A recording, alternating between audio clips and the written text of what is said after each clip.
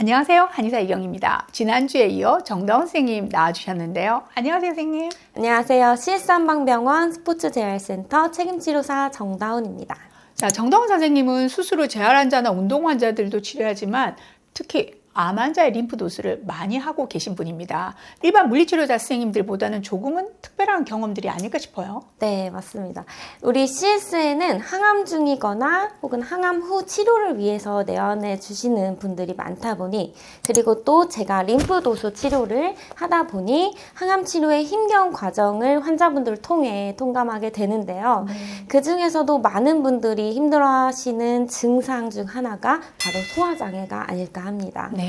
식욕 저하는 물론이고 배가 더부룩하거나 식사 후의 통증, 그리고 변비와 설사가 반복되는 문제들까지. 그래서 오늘은 항암 후 소화장애 원인과 이를 극복할 수 있는 운동 방법에 대해 함께 이야기해 보려고 합니다.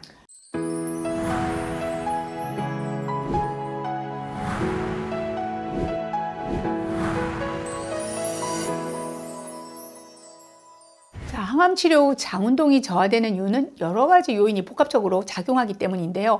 첫째로는 항암제의 부작용을 들 수 있죠. 자, 항암제는요, 세포 분열이 빠른 암세포뿐만 아니라 정상적인 장점막 세포에도 작용을 해서 장점막이 손상되고 장 운동이 저하되게 됩니다. 그리고 그 결과 장 근육의 수축 운동, 연동 운동에 장애를 일으키게 되는 거고요. 자, 다음으로 신체 활동 감소 또한 소화 장애를 일으키는 악조건 중 하나가 됩니다. 항암 치료 후에 피로감이나 체력 저하로 인해서 신체 활동이 줄어들게 되면 장 운동 역시 감소하게 되는 거죠. 자, 마지막으로 심리적 스트레스와 불안감을 들 수 있겠는데요. 자, 이런 변화로 인해 자율신경계 불균형을 유발하고 장 운동이 저하되게 되는 거죠. 그 밖에도 항암 치료로 인한 구토, 설사, 식욕 저하로 인한 체내 수분 부족 상태가 변을 딱딱하게 만들고 장 운동을 방해하기도 합니다. 자, 이런 소화 장애를 관리하기 위해서는 충분한 수분의 섭취나 섬유질이 풍부한 음식의 섭취, 그리고 심한 경우는 약물 치료나 침 치료 등이 시행돼야 하죠. 여기에 우리 CS 한방병원의 특장점이 또 하나 있죠. 네, CS의 자랑인 스포츠재활센터에서도 한 몫을 하는데요. 복부 장 마사지와 더불어 특화된 재활 운동이 앞서 말씀해주신 활동 부족으로 인한 장 운동의 저하나 식욕의 문제, 자율신경의 균형을 회복하는 데 도움을 주게 됩니다. 네, 얼마 전에 신한태 원장님께서 안복행법에 대해서 알려주셨는데요. 자, 여기에 운동법까지 들어간다면 금상첨화겠는데요? 네, 맞습니다. 예전에 설명해주신 안복행법도 한 번 더 복습해보면서 여기에 더해서 장 운동을 촉진하고 소화 기능을 개선하는 데 도움을 줄 뿐만 아니라 몸과 마음을 모두 편안하게 만들어드릴 간단하고 효과적인 운동법까지 알려드리려고 합니다. 지금 곧바로 가보실까요? 첫 번째 동작, 안복행법, 마사지법 같이 한번 해보도록 하겠습니다. 시작은 바로 누운 상태에서 무릎을 가볍게 구부려서 준비해 주시고, 배에 손이 닿기 전에 가볍게 마찰을 해주어서 손이 따뜻하게 데펴질 수 있도록 준비해 주십니다. 손이 조금 따뜻해지면 양손을 교차하여 배 위에 올리시고, 배꼽 주변을 시계 방향으로 살짝 눌러서 20회 정도 문질러 줍니다. 이때 옷 위에 하셔도 좋지만 옷을 걷어내고 피부 바로 위에 시행하시면 조금 더 효과적인 마사지 방법이 되겠습니다. 20회 정도 회전 방향으로 마사지를 해주신 후에 양손을 T자로 모아서 손가락을 마주보게 하시고요. 이 손가락이 배꼽 주변의 장 둘레를 따라서 마사지를 할 건데, 첫 번째로 오른쪽 아래부터 지그시 눌러주셔서 7초에서 10초 유지해 주시고, 다음 오른쪽 위도 마찬가지로 지그시 눌러서 7초에서 10초 눌러줍니다. 옮겨서 가운데도 7초에서 10초. 다음 왼쪽 위쪽도 마찬가지로 지그시 눌러주셔서 7초, 10초. 왼쪽 아래도 7초에서 10초 정도 지그시 눌러주십니다. 이 같은 방법으로 시계 방향으로 5분 정도 반복해 주시면 되겠습니다. 마지막으로 첫 번째 했던 동작과 마찬가지로 손바닥 마찰해서 따뜻하게 만들어 주시고, 시계 방향으로 가볍게 문질러서 마무리해 주시면 되겠습니다. 두 번째 동작은 다리 끌어안기 동작입니다. 바로 누운 자세에서 다리를 몸쪽으로 끌어당겨 구부리신 후에 손으로 무릎을 끌어안아서 몸쪽으로 더 당겨줍니다. 7초에서 10초 정도 유지해 주시면 되겠습니다. 다시 놓고 한 번 더, 둘. 다음 동작은 내발기기 자세에서 시작을 해볼 건데요.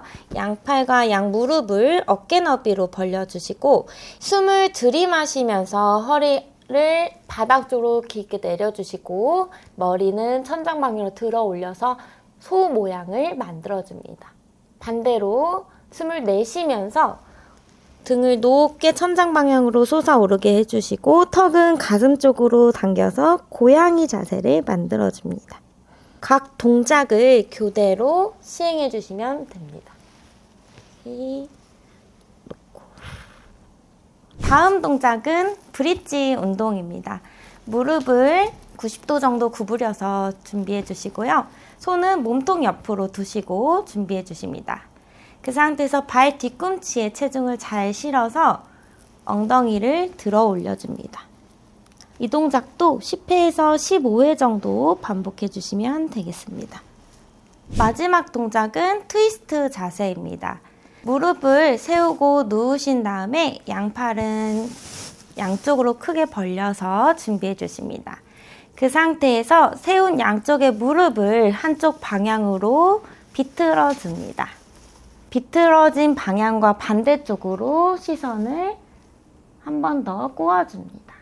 몸통으로 수건을 짜는 동작을 한다 생각하시고 비틀어줍니다. 각 방향당 10회에서 15회 가볍게 스윙해 주시면 되겠습니다.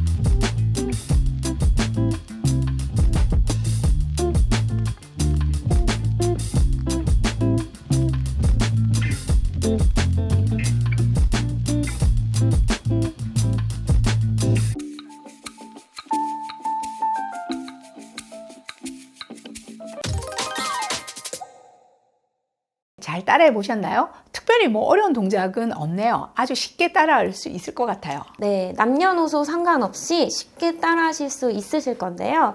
다만 운동 시 유의사항이 있습니다. 네. 과도한 압박이나 무리한 동작은 피하시고요. 식후 바로 운동하시기보단 최소 30분 이후에 진행하시는 것이 좋겠습니다. 또한 운동 중에 혹시 불편함이 느껴지시면 잠시 쉬어가셔도 좋고요. 내 몸이 보내는 신호에 귀 기울이는 게 가장 중요하다는 건 잊지 마시기 바랍니다. 한의학에서는요, 비위장, 즉 소화기는 후천의 근본으로 다른 장기를 먹여 살리는 장기로 비유하고 있습니다. 더구나 암과 같은 소모성 질환에 있어서는 예후를 가늠하게 하는 중요한 지표가 되는 것이 바로 이 소화 기능인데요. 자, 이런 소화기의 문제, 소화장애는 작은 습관 변화로도 큰 개선이 가능합니다. 그 중에서도 운동은 피로와 우울감을 덜어주고 소화를 돕는 최고의 치료제가 되죠. 자, 하루 5분이라도 조금씩 꾸준히 실천해 보시길 추천드리고요. 오늘도 좋은 정보 가지고 와주신 정다운 선생님, 그리고 시청해 주신 구독자분들께 감사드립니다. 감사합니다.